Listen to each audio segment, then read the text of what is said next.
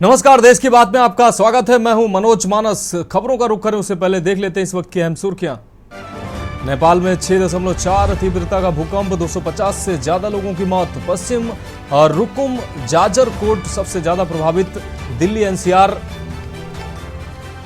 मध्य प्रदेश उत्तर प्रदेश में भी पड़ा असर। छत्तीसगढ़ के दुर्ग में गरजे पीएम मोदी, कहा कांग्रेस ने महादेव का नाम तक नहीं छोड़ा है। 80 करोड़ लोगों को फ्री राशन की योजना अगले 5 साल और देने का ऐलान। महाराष्ट्र के रायगढ़ में फार्मा कंपनी में विस्फोट, 7 मौत 7 लोग घायल। हादसे के 24 घंटे बाद भी 4 लोग लापता, एनडीआरएफ तलाश में जुटी। दिल्ली बवाना में फैक्ट्री में लगी भीषण आग, BWN औद्योगिक क्षेत्र में फैक्ट्री में लगी आग, दमकल की 20 गाड़ियां आग बुझाने में लगी। रोज जहरीली हो रही दिल्ली की हवा, AQI 500 पार। एनजीटी ने चीफ सेक्रेटरी से जवाब मांगा, कहा जो एक्शन लिया उसकी भी रिपोर्ट दें। और जातीय जनगणना की काट के लिए बीजेपी उठाएगी राष्ट्रवाद का मुद्दा, पिछड़े व दलित वर्गों में बढ़ाएगी अपना जनाधार।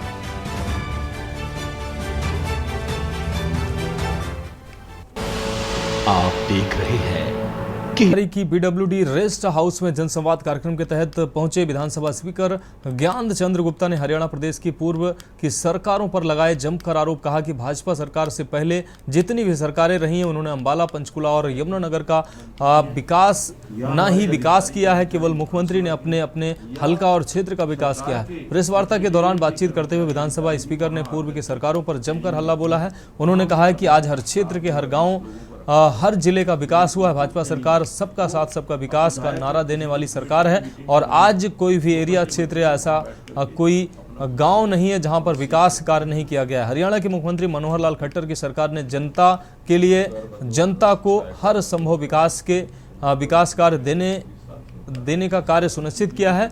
आपको बता दें, इससे पहले कांग्रेस की सरकार ने केवल भ्रष्टाचार को ही बढ़ावा दिया था। नौकरियों के लिए पहले बहुत रिश्वत देनी पड़ती थी, लेकिन अब भाजपा की सरकार अपने आने पर खर्ची और पर्ची दोनों पर रोक लग गई है।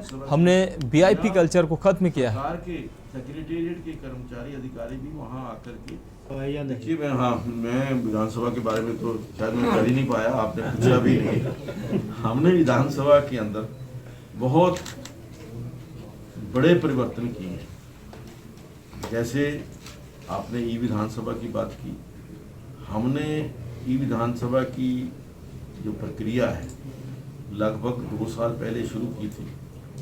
उससे पहले कोरोना था, कोरोना के अंदर नहीं हो पाई, लेकिन 1 साल के अंदर जो 18 MOU मिनिस्ट्री ऑफ जो हमारी पार्लियामेंट्री अफेयर्स मिनिस्ट्री के साथ सभी विधानसभाओं ने किए हैं, उन 18 में से हम तीसरे स्थान पर आज हमारी विधानसभा जो है वो ई विधानसभा बनी है। और उसमें 1 साल के अंदर जो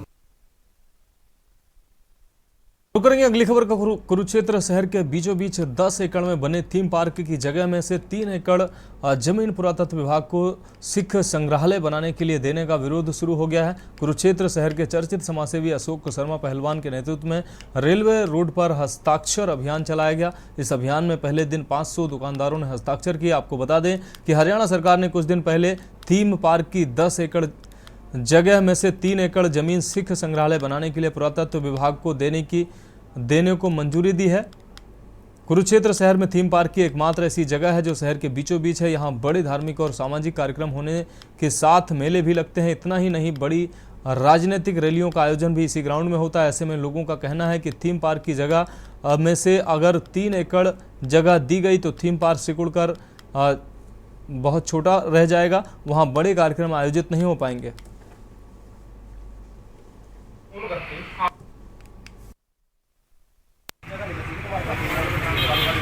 तो इसके लिए आपको सारी मार्केट से साइन करानी है। साइन कराने में DC ले जाएंगे। एक भी आदमी अगर आपको ये करे क्या बिल्डिंग बननी चाहिए तो अपना मेरी मान लो ना सरकार की मान लो, किसी परिवार का व्यक्ति है वो मार्केट में बैठा है और मार्केट में हर 10 या 5 आदमी उसके पास दुकान पे भी आते हैं। तो हम चाहते हैं कि मार्केट से ही सब जगह हमारा ये जो मैसेज है कन्वे करना चाहते हैं। कितने लोगों के साइन कराने का कोई टारगेट रखा हो? नहीं, कोई टारगेट नहीं, लेकिन दुकानदार कोई नहीं छोड़ेंगे हम। जितनी भी पूरी कुरुक्षेत्र की मार्केट है, चाहे थर्ड गेट से पिपली की है, चाहे वो छोटी, तो कोई अनशन वगैरह करना पड़े या इससे बड़ी लड़ाई लड़नी पड़े? इसके साइन कराने के पश्चात हम इसके बाद डीसी साहब के पास जाएंगे। हम कहेंगे भी अगर हमारे को आपको लगता है कि हमारा व्यक्तिगत मुद्दा है, आप किसी भी व्यक्ति के पास जाके एक भी फ़ोन करके पूछ लीजिए भी लोगों की आम जनमत की राय क्या है। सभी लोग यही कहेंगे कि यहाँ पार्क रहना चाहिए। तो आप आम जनमत का तो आप सम्मान करें कम से कम, अगर एक व्यक्ति का सम्मान नहीं करना तो। क्या संदेश देंगे, शहर के लोगों से क्या अपील करेंगे? देखो, शहर के लोगों से मैं यही अपील करूंगा, देखिए जो लोग जीते रहते हुए भी मुर्दा बने, उनके लिए तो मैं क्या कहूँगा। जो ये किया है ना बहुत गलत है जी, क्योंकि थीम पार्क एक अपने कुरुक्षेत्र की एक पावन एक ऐसी जगह है ना, जो कि कुरुक्षेत्र के बीचों बीच में कोई भी अपनी धार्मिक प्रोग्राम के लिए या अपना ऐसा कोई प्रोग्राम करने के लिए यही एक जगह है, इसके अलावा और कोई जगह नहीं जी। अगर इसको भी आपने किसी को दान में दे दी या कोई संग्रहालय वगैरह बना दिया तो बाकी के प्रोग्राम अपने होंगे कहाँ? जी जी। बढ़ेंगे अगली खबर की ओर। खबर यमुनानगर से है, जहां हरियाणा गठबंधन सरकार पूरी तरह से चुनावी मोड में आ गई है। और वहीं यमुनानगर में कैबिनेट मंत्री देवेंद्र बबली पहुंचे हैं। उन्होंने अधिकारियों की विकास के पैसे को लेकर उनसे जवाबदेही तय की है। इतना ही नहीं, कैबिनेट मंत्री देवेंद्र बबली ने मीडिया के सामने एक बड़ा बयान भी दिया। उन्होंने कहा कि हमारी सरकार पारदर्शी है और कर्मचारियों और अधिकारियों और विधायकों से लेकर डिप्टी सीएम तक विकास के पैसे की जवाबदेही तय करते हैं। उन्होंने कहा कि पहले की सरकारों का हाल आप खुद ही जानते हैं, विकास के पैसे की बर्बादी होती थी। देवेंद्र बबली ने कहा कि शेरों की तर्ज पर गांव में भी गंदगी की सफाई का काम सरपंच देखेंगे।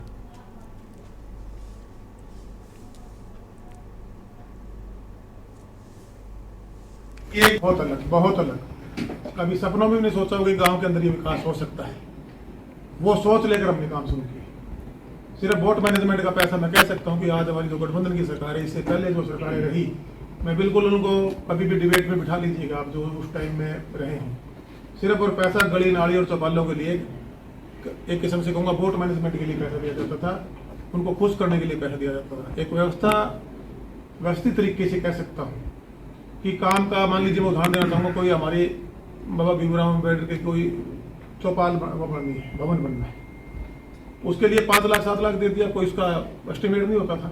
बिल्डिंग आती है अधूरी पड़ी रहती थी, बिल्डिंग बन गई, दरवाजे नहीं है, दरवाजे हैं तो उस पर फ्लोर नहीं लगे, फ्लोर तो बिजली की फिटिंग नहीं है, आधी अधूरी बिल्डिंगें होती थी, कोई भी काम कंप्लीट नहीं होता था। सरकार ने बड़े बदलाव किए, व्यवस्था परिवर्तन, टेंडर प्रोसेस में इसको लेकर आए और सिर्फ गली नाली चौपाल पर गाँव का विकास ना रुके, ये हमने सुनिश्चित किया। 9 सूत्री कार्यक्रम हम लेकर आए, 4000 बिल्डिंगें हमने चिन्हित की थी। उसमें जो फिजिबिलिटी जिनकी पाई गई करीबन 2900 कुछ का आंकड़ा है, उसमें से 1207 के आसपास लाइब्रेरी को रेनोवेट करके बनाने जा रहे हैं। बड़ा कदम तो देश के प्रधानमंत्री जी ने भी हरियाणा प्रदेश की इस पहल को अडॉप्ट किया और पूरे देश में लागू किया।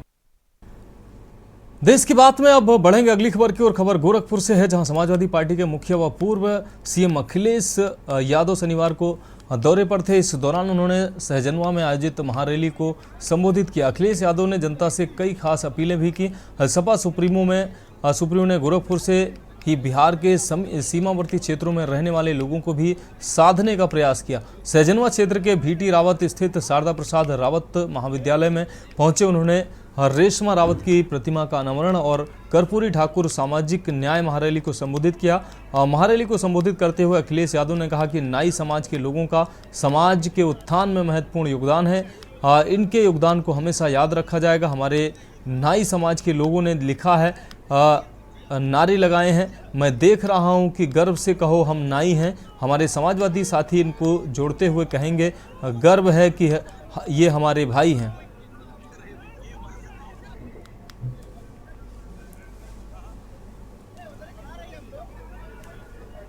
ये जो सवाल आप मुझसे पूछ रहे हो ना, मैं आपसे कहना चाहता हूँ और बड़ी जिम्मेदारी के साथ कहना चाहता हूँ, मुख्यमंत्री जी जानते नहीं। अगर ये बात कह रहे हैं, उन्होंने कहा कि संविधान की शपथ ली है, एक ही वर्ग को नौकरी मिलती थी। अरे कितने साल से आप कहोगे, आपने विधानसभा में नहीं सुना था 46 में 56।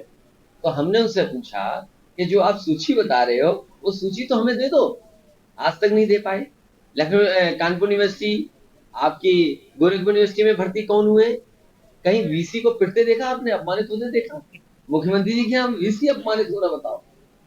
और फिर अरे मुख्यमंत्री जी को अगली बार मिलो तो कहना कि जब फिल्म देखी जाती है तो बालकनी पीछे होती है, आगे नहीं होती है, आगे नहीं देखा जाता। आगे कौन देखता है सिनेमा हॉल में? और सोचिए इतने भावुक हो गए। अरे जनता का दुख तो देखिए, सांड घूम रहे हैं, सांड कितने लोगों की जान ले रहे हैं, उसमें आप भावुक नहीं होते हैं? हर दिन एक सांड से कोई मर रहा है। और मुख्यमंत्री जी की ऑफिस में एक कर्मचारी था, सांड से टकराई थी उसकी गाड़ी, उसकी जान चली गई थी। आज भी सांड सड़क पे घूम रहे हैं। नेताजी, आप कहें जाति जनगणना हमारी सरकार बनेगी तो करेंगे, और बीजेपी कहती है जाति जनगणना नहीं मानती, उसको क्या? बीजेपी कुछ नहीं मानती। बीजेपी जब हार जाएगी तब मानेगी। जिस तरह रैलियां बीजेपी भी कर रही है, आप लोग देखिए, मैंने आपसे कहा बीजेपी वाले की रैली में कोई आ नहीं रहा, सब कर्मचारी वगैरह ला रहे दबाव बना के। आप पता कर, आप लोग लगातार सरकार को घेर रहे हैं, लेकिन फिर भी चुनाव देखा जा रहा है कि बीजेपी क्या माना जाए जनता तक? पिछली बार बेईमानी से जीते, बेईमानी से जीत गए, लेकिन इस बार जनता इनको 24 में हारी। आप देखिए डीजल, पेट्रोल, जरूरत का सामान देखिए, बिजली बनाई नहीं, आज तक बिजली के कारखाने का नाम मुख्यमंत्री जी ने नहीं लिया, हमने भी पूछना बंद कर दिया। आज जो भी उत्तर प्रदेश में बिजली मिल रही है वही समाजवादियों की देन है। उससे पूछिए ना, कौन सा बिजली का कारखाना लगाया, एक बता दें। और फिर ये 100 नंबर 112 कर दी, एम्बुलेंस को और व्यवस्था अच्छी करते। आज भी गरीब को इधर उधर भागना पड़ता है प्राइवेट में। आप पता करिएगा, एम्स की ओपीडी, आपकी सरकारी अस्पतालों की ओपीडी, इससे ज्यादा मरीज प्राइवेट नर्सिंग होम में जा रहा हो। आपकी व्यवस्था क्या है? मुख्यमंत्री जी लागू कर ली सर। नहीं, नाम बदलने से इंटरनेट का काबू हो गया क्या? अगर सर्वे किया जाए तो आज भी बच्चे बीमार हो रहे हैं, बुखार आ रहा है, और फिर भूल जाइए, चलो ये नया आ गया, ये मच्छर से बीमारी, डेंगू। बताओ, मच्छर नहीं पकड़ पा रहे, कह रहे मच्छर 1 मिलियन वो करेंगे क्या? पूरे उत्तर प्रदेश। रुक करेंगे अगली खबर का। खबर कन्नौज से है, जहां सुभाषपा अध्यक्ष ओम प्रकाश राजभर पहुंचे, जहां कार्यकर्ताओं ने उनका जोरदार स्वागत किया। इस दौरान ओम प्रकाश राजभर का बयान भी सामने आया। अब जब तक शिक्षा जन जन तक नहीं पहुंचेगी तब तक देश समाज में बेहतरी नहीं आएगी। राजभर ने आरक्षण को लेकर बड़ा बयान देते हुए कहा कि गरीब व कमजोर को आरक्षण दिया जाए। जैसे अन्य देशों में गरीबों का फ्री इलाज होता है, वैसे ही देश में गरीबों का इलाज भी फ्री होना चाहिए। लंबे समय के बाद भगवान श्री राम मंदिर बनकर तैयार हो पाया है। जनता को रोटी, कपड़ा, मकान, शिक्षा यही चाहिए। ओम प्रकाश राजभर ने अखिलेश यादव के MY फैक्टर को लेकर कहा कि MY के साथ धोखा किया गया है। M को नफरत दी जाती थी और Y को अधिकार दिया जाता था। अखिलेश के साथ जाने के सवाल पर बोले कि कीचड़ को साफ करना है तो कीचड़ में घुसना पड़ेगा। ओम प्रकाश राजभर ने इशारों में अखिलेश को कीचड़ कह डाला।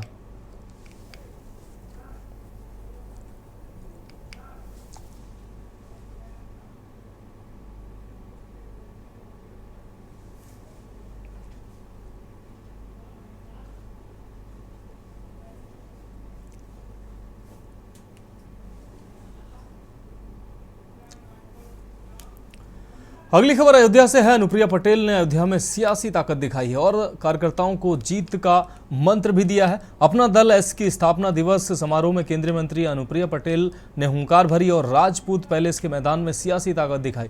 अनुप्रिया पटेल ने कहा कि उत्तर प्रदेश में तीसरी बड़ी पार्टी बनकर उभरे हैं। सामाजिक न्याय का एजेंडा हमारे दिल के करीब है। हम इसको लेकर कोई दिखावे की राजनीति नहीं करते। सामाजिक न्याय के जो भी विषय समय समय पर आए हैं उसे राज्यों की विधानसभा से लेकर देश की संसद तक सदा उठाने का काम किया है। आज जिस मसले की पूरे देश में चर्चा हो रही है, जाति जनगणना को लेकर, अपना दल ने अपने गठन के समय से लेकर इस विषय को उठाया है। अनुप्रिया पटेल ने कहा कि उत्तर प्रदेश में कई बार सपा की सरकार रही, सपा ने क्यों नहीं कराई जाति जनगणना।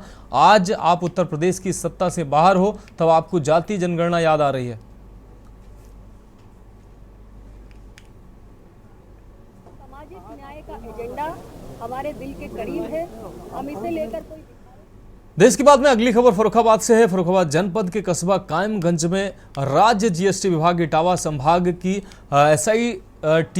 SIT टीम द्वारा तंबाकू प्रतिष्ठान पर अचानक छापेमारी की गई, जिसमें 6 लाख रुपए की GST चोरी पकड़ी गई। शासन एवं राज्य GST विभाग उत्तर प्रदेश लखनऊ के आयुक्त मिनिस्ट्री S द्वारा चोरी रोकने हेतु जारी किए गए निर्देशों के क्रम में राज्य GST विभाग इटावा संभाग इटावा के एडिशनल कमिश्नर ग्रेड 1 वंदना सिंह व SIV के ज्वाइंट कमिश्नर अशोक कुमार बनर्जी के कुशल निर्देशन एवं SIV के डिप्टी कमिश्नर शैलेंद्र कुमार के नेतृत्व में deputy commissioner Madan Lal, assistant commissioner Sushma Upadhyay, Fatehgarh के असिस्टेंट कमिश्नर शरद प्रताप सिंह, फतेहगढ़ के सचल दल टीम के वाणिज्य कर अधिकारी अभिषेक मिश्र, वने सिंह, रविंद्र सक्सेना, प्रवेश सक्सेना, देवेंद्र शर्मा, रविंद्र यादव के साथ कायमगंज स्थित मैसर्स वीरेंद्र कुमार, पुनीत कुमार तंबाकू प्रतिष्ठान पर अचानक छापेमारी कर प्रतिष्ठान पर मौजूद स्टॉक और अभिलेखों की जांच पड़ताल की गई।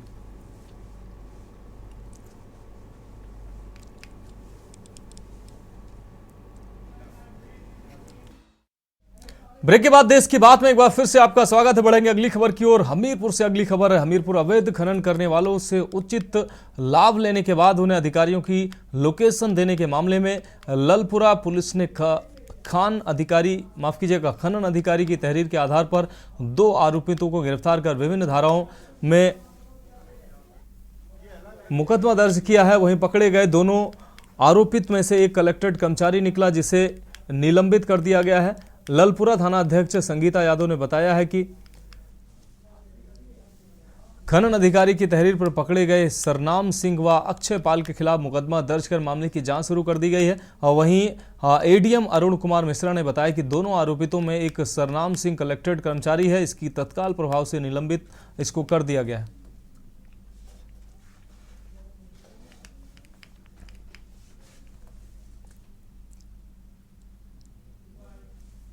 अवैध खनन और परिवहन की जांच के लिए हमीरपुर से रात जा रहे थे। हमारे थाना ललपुरा से वो लगभग 8 किलोमीटर की दूरी है। जो हमारे खनन अधिकारी हैं वो जा रहे थे और उनके वाहन के पीछे एक स्कॉर्पियो पीछा कर रही थी। जो खनन अधिकारी के वाहन के रुकने पर रुक जा रही थी, जब वो आगे बढ़ते थे तो वो पीछे पीछे चल रही थी। इस वाहन के संबंध में उनके द्वारा थाना ललपुरा में तत्काल सूचना दी गई। रात्रि का समय था। सूचना देने पर थाना ललपुरा द्वारा मैं हमरा फोर्स वहाँ के इंस्पेक्टर के द्वारा खनन अधिकारी का पीछा कर रहे वाहन संख्या UP 78 GZ 1759 को रुकवाया गया, जिसमें 2 लोग बैठे हुए थे। बढ़ेंगे अगली खबर की ओर। बागपत में पुलिस की नलकूप उपकरण चोर गिरोह के सदस्यों से मुठभेड़ हो गई। आपको बता दें, चेकिंग कर रही पुलिस पर चोरों ने फायरिंग कर दी। पुलिस की जवाबी फायरिंग में 2 चोरों के पैर में गोली लगी। मुठभेड़ के दौरान पुलिस ने 4 साथी चोरों को गिरफ्तार कर लिया है, जबकि उनका एक साथी अंधेरे का फायदा उठाकर मौके से फरार हो गया, जिसकी पुलिस तलाश कर रही है। गिरफ्तार अभियुक्तों से नलकूपों से चोरी किया हुआ सामान भी बरामद हुआ है। फिलहाल पुलिस गिरफ्तार अभियुक्तों का आपराधिक इतिहास खंगालने में जुटी हुई है।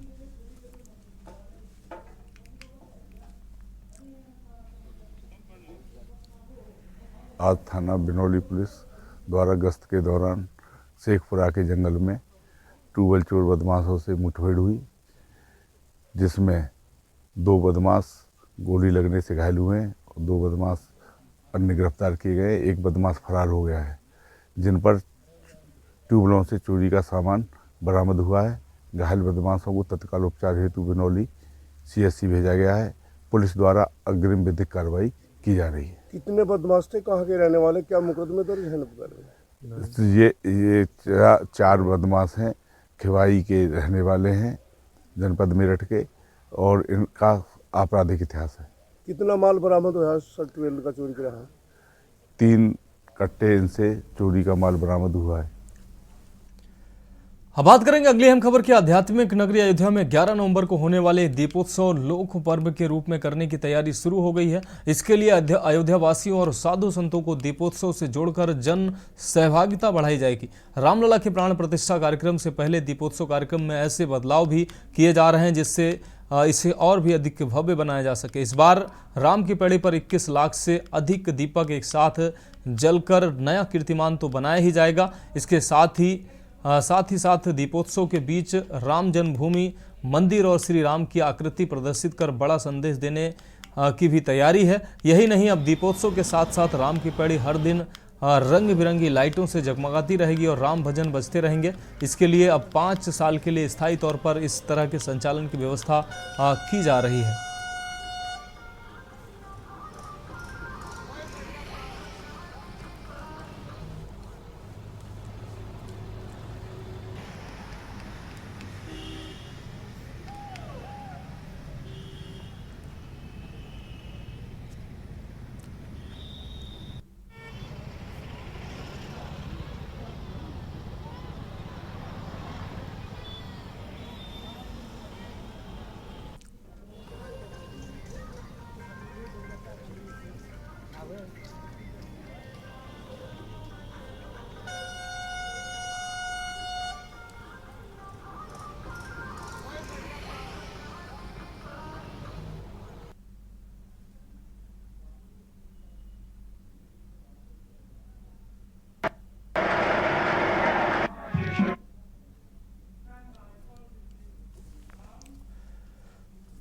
देश की बात में अब बढ़ेंगे अगली खबर की ओर। खबर नैनीताल से है। नैनीताल के बीर भट्टी में पार्वती प्रेमा जगाती सरस्वती बिहार के वार्षिकोत्सव पर मुख्यमंत्री पुष्कर सिंह धामी सहित कई विशिष्ट अतिथियों ने शिरकत की। मुख्यमंत्री दुर्गापुर स्थित स्कूल पहुंचकर 100 फीट ऊंचे राष्ट्रध्वज का उन्होंने उद्घाटन किया।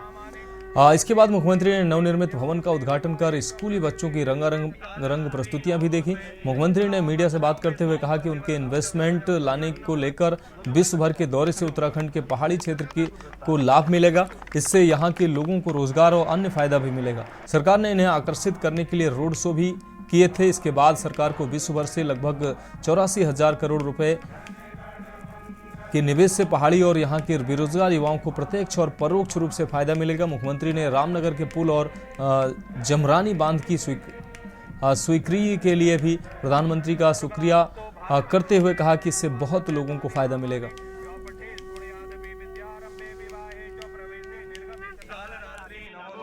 कई हजारों लोगों के लिए आवागमन का एक मार्ग अब आगे भविष्य में बन जाएगा। उस पुल के बनने से निश्चित रूप से उस क्षेत्रवासियों की बहुत लंबे समय से मांग थी। मैं आदरणीय प्रधानमंत्री जी का, हमारे नितिन गडकरी जी का, सभी का धन्यवाद करता हूं कि पुल की स्वीकृति हो गई है और जल्दी ही पुल बनेगा। सभी क्षेत्रवासियों को भी बधाई।